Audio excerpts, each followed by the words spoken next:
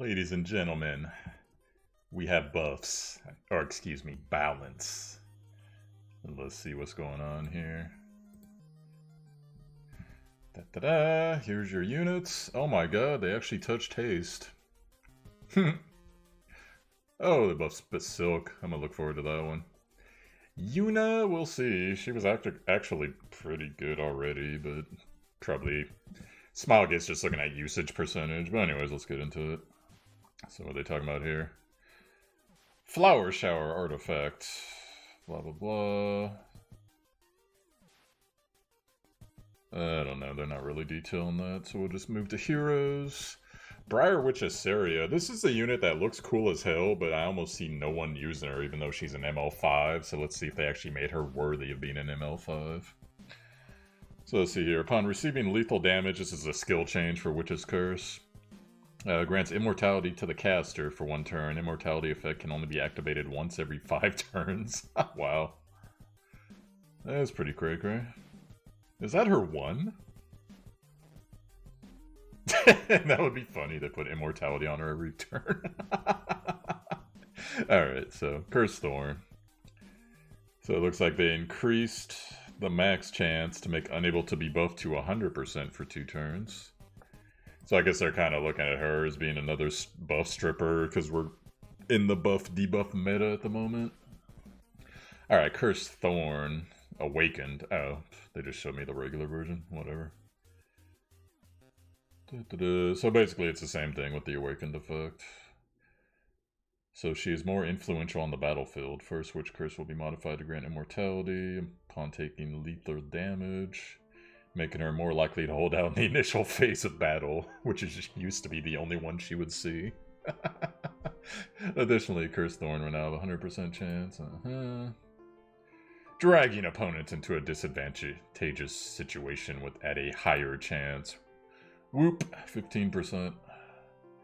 We hope to see Briar Witch Iseria become more controlling in battle with these enhanced skills and viability. Specimen Sez, talk about a unit that did not need a buff, but hey. For all you guys that have them, I'm happy for you. Let's check it out. Upon successfully stunning the enemy, which is skill already stunned, increase combat readiness by 25%. Oh snap. Wow. Yeah, whenever I see a Specimen Sez, I either don't fight it, or if it has a bad team around it, I kick ML Ken out. That's pretty much just fighting without that. Evil Claws, 60% chance to stun for a turn, and damage dealt increased. Okay. Damage dealt increased again. Same thing as before, and Awakened. Lightstorm, new effect. If this skill is available when an ally, except for the caster, is attacked, has a 20%. What? He counterattacks now? What? A light unit that counterattacks. Well, I guess technically what's his face already did. But that was AoE though. Ladies and gentlemen, if you don't use Specimen Sez and you have him, dust him off. Plus 15 him. Looks like he's gonna be OP. He'll almost be to one-shot like OP Sigrid status almost. Depends what units he's running against. Oh god. As many errors have requested, Spez has demonstrated his performance overpowering enemies by penetrating enemy defense by 100%. However, that wasn't strong enough. It was challenging for our errors to design the right conditions to show us his competence. Specimen Sez will continuously contribute to battle even in the early phase when it is not his turn. Also, he is now expected to take his turn more frequently. We expect to see slight ease. Oh boy. They wrote like an essay on him. A hero who is loved by more heirs. More like hated. Specimen Sez might rise to, what's that name? The ice lady that everyone hates to fight. Cerise. It's gonna rise to Cerise hatred levels. You're gonna see Specimen Sez in every combo now, but oh well. Alright, Kawerik. Or if you don't remember, he was a dude from Season 2. So he now dispels 2 debuffs versus 1 on Dimensional Corridor. Which... whatever. I'm sure it's great for like some PvE things. Attacks all enemies with an explosion, silencing for a turn before granting stealth to the caster. The stealth is new and so is the silence. Still penetrates defense. Damage dealt proportional to caster's speed, so he's kind of trying to make him function like Sid, I guess? Assassin Sid? I'd still rather have Assassin Sid, but... whatever, we'll see if he ends up getting in the meta. Dimensional corridor, display blah blah blah blah, we already went over that. We hope our heirs will be able to readily utilize Kawerik. Yeah, he doesn't seem like he's that much better, but maybe there's some hidden thing. I just don't see any of them. I don't have them, and I never see anyone use them. Like, even when I'm watching streams or anything. I don't know what's up there. Haste, okay. I have been wanting them to nerf Haste because I want my Molas back, but let's see if they made him worthy here. Alright, so... the bleed chance went up to max 70% from 50. Steals a buff if the target is an Earth Elemental hero, so they're basically screaming at you, Golem. Which, Haste is actually, that is the one thing I like about Haste. He is actually good against Golem, because he puts up unhealable. And he's a fire unit, but he's still so freaking squishy. That's Haste's main problem, is he's too squishy. Attacks the enemy with a scythe. Amount recovery is proportional to damage dealt versus... increased when there was bleeding, but now... oh, the increased recovery is now default, so they don't need a bleed. Okay, so that makes sense, but still, that's not like... because that skill takes so long to do, it's not like it's up all the time. This skill, if you guys don't know, it's basically, well,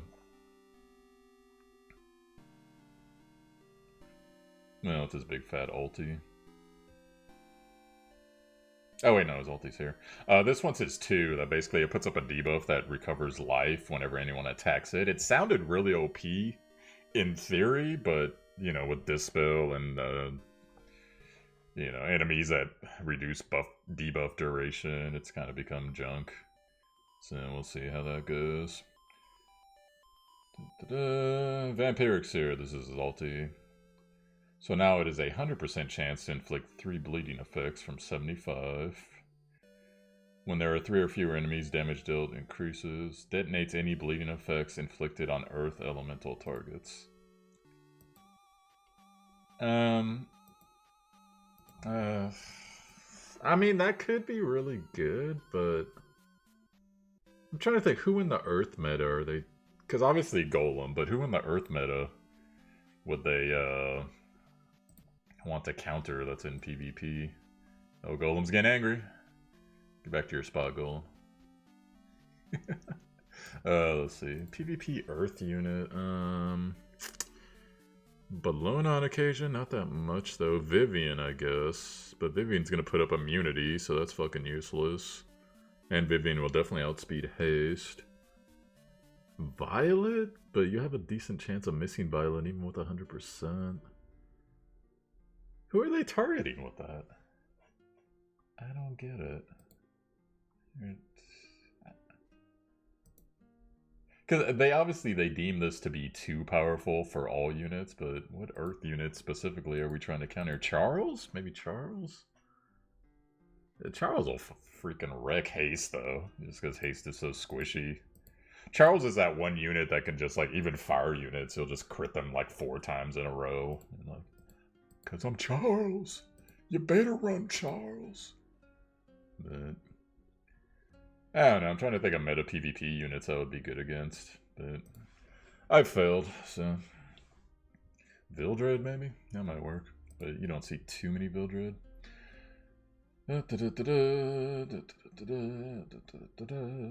Conditional increase, yeah. Under the assumption that Haste attacks 4 enemies, the chance will become 100%, along with a maximum of 12 bleeding effects. Yeah, 3 each. I mean, he could be really good, but there's not like... because that's all conditional on Earth, right? The detonate? When the hell are you fighting 4 Earth units? I've seen 4 ice units in PvP. I've never seen 4 earth units, so I don't get what condition they think this is gonna happen in. 4 earth units. 3 earth units. I can't even think of anything. I have no idea. Play the sad music. I don't know, maybe something will happen. Haste will be really good, but you might have misthought that one, Smilegate. I'm just saying, you might have misthought that one. Alright, let's go. Yuna. So she now gets 3 focus from her 1 versus 2. Oh, never mind, that's her, that is her 2, rather. So she gets 3 focus from her 2. Okay, and then Meteor Cannon. Grants an extra turn to the caster. Ooh, she's actually... Yuna is already stupid good, just people don't use her because she's not necessarily meta, but if you've seen Yuna in PvP properly built, with like a Rosa Hargana, and speed along with, you know, good amount of attack and crit and all that, she is a force in PvP. So they're going to give her an extra turn now. I might actually consider building her. I even junked all of her alternate equipment that they gave her, which I shouldn't have done. But yeah, especially if Yuna happens to be fighting one dude, because her 1, even though they don't have it listed here, it increases damage the same way Haste thing does, to where when there's less units, it just hits harder. So... to be more rarely able to gain focus to use Meteor Cannon. Meteor Cannon did take a long time, but usually Meteor Cannon wasn't the reason you used her. Unless you were enjoying the Pantsu shot.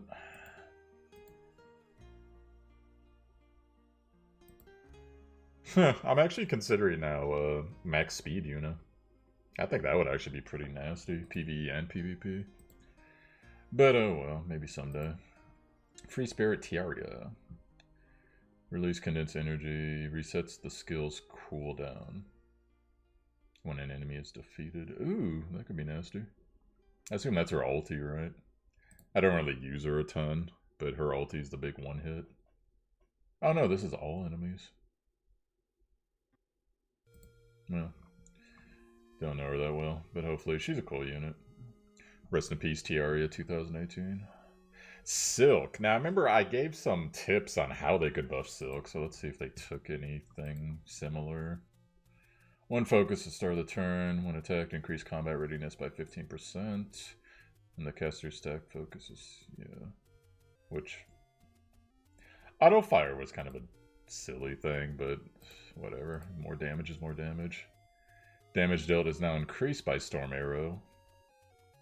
That's her ultimate. The thing I was saying about Silk is that she should get a stacking buff the way that Hellcutter works, the artifact works, to where, but basically whenever her or her team takes a turn, she should get a 2% buff to, say, attack and crit damage or crit rate, whichever one. And then when the enemy team takes a turn, she should lose 2%. So since her ulti increases the speed of her team, and then also does an AoE and decreases speed of the enemy team, it would make sense in a long battle if you kept buffing her up to 50% bonus, and it rewarded you for taking more turns versus your enemy. And I think that would be the way to buff her, but they didn't do that, unfortunately. So, because I think her 2 is her passive is useless, in my opinion. Whereas like the auto fire thing, like it does more single target damage, but who uses Silk for single target damage? I don't know. Well, hopefully whatever they did, it'll be better. Khawazu, is that the guy or the girl? I forget now. Chance to decrease defense for 2 turns, so they added that. No more burn. After attacking, has a 35% chance to activate Burning Vitality. Increase combat readiness of the caster by 20. Oh wait, does that last a couple turns, or is it just one thing? Because if it's just one thing, just do increase combat readiness. I don't know. Soul Burn, 100% chance to decrease defense versus burn. Okay. Well, I mean, defense break is always welcome, but... Alright, when the caster is debuffed, this is the passive, Composure. After being attacked, dispels all debuffs and increases the attack of the caster for 2 turns. Which is exactly the same as this. Wait, what? Isn't that the same thing? Okay, let me read it slower. Dispels. Caster is debuffed after being attacked. Dispels all debuffs and activates increased attack of the caster for 2 turns. Increases attack of the caster for 2 turns. Once every 3 turns. Once every 3 turns. What's the difference? Oh, because they changed Burning Vitality up here. That's not a buff. I guess it's for clarification's sake. Okay. Sure, Smilegate. That's cool. Better perform where non-attack skills are necessary. Burning Vitality will activate more often. He will activate non-attack skills more frequently, increase attack buff, and remain the same as before, but have increased combat readiness. Okay, well, I mean, it sounds like a buff overall, but... Talk about a unit I have never seen anywhere. Not PvP, not PvE, nothing. Oh boy. In fact, frequently I see him sitting on people's tables in the lobby. I think he was a lobby unit you could get. Captain Rikoris. Yo, Rikoris, they did you bad in that side story. What was it, the dragon set? Oh, no, it was a Season 2 ending, my bad. I had to catch up, so... And he got stabbed. By Edwina Scissorhands. Alright, let's see what changed here. 75% chance to restrict for 2 turns. Ooh. But he still stuns the enemy.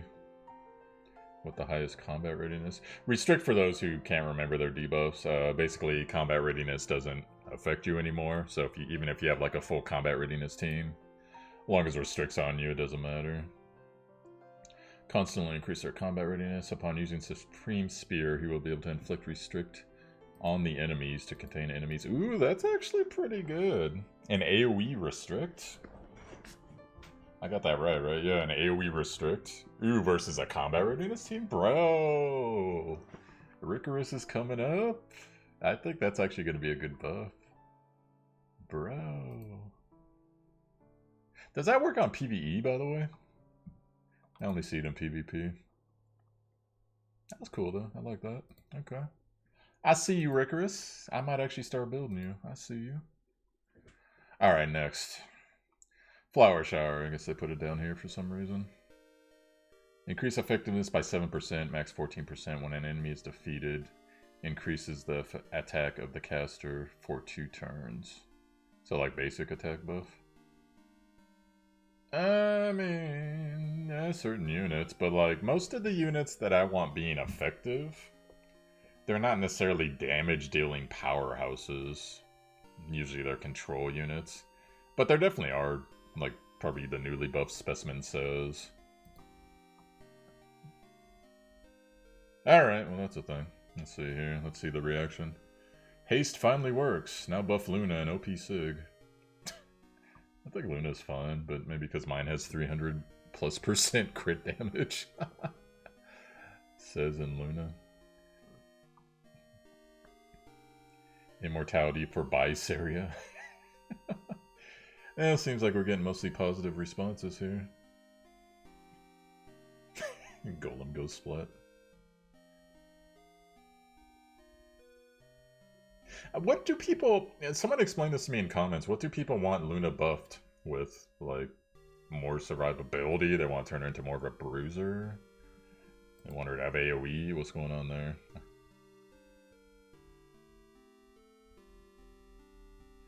Yeah, well. Alright guys, so those are my thoughts. Just to recap, we'll go over them. From the fast list, which Iseria sounds pretty good overall. Hopefully she sees more use, especially being a 5-star Moonlight. She should be more powerful than she is. Specimen Sez, I personally think it's overkill, but I'm happy for y'all that have him. I will be avoiding him in PvP. Kawerik, not sure, because literally no one I ever see uses him. So we'll see. Haste sounds like a buff overall, but I think the weird part about everything being an Earth unit. Okay. Are people having lots of problems with Golem? Because I noticed they keep putting out a bunch of Golem, anti-Golem stuff lately, or they're putting it on banner like Sermia. I don't know what's going on. Yuna, she was already strong. Now people are gonna get sick of her, but that's fine. She deserves her time in the sun. Free Spirit Tieria, she's available to everybody, so buffing her is buffing everybody technically. Silk, I hope that it works out the way they are, but I think my idea is better. But oh well. Khawazu, we'll see. Literally, once again, no one uses them. Rikoris is actually sounding like the buff I'm the most excited about, believe it or not. But just because I haven't built him yet, and I think that is very much a thing that does need to be started to countered is combat readiness. There needs to be more restrict or more units that can deal with it, in my opinion, because this combat pushback isn't enough, because there's so much combat readiness in the game that's available nearly every turn if you want it, with artifacts and abilities. And most of the combat readiness pushback is like, 4-turn cooldown, 5-turn cooldown, with the exception of people like Silk and Wanderer Silk. But alright guys, so those are my thoughts. Let me know what you guys think. Overall, I'm glad to see them buffing units. Even if I don't agree with the buff, at least they're trying. And that's going to be it for me. Showtimedr. So I'll catch you guys again. Peace.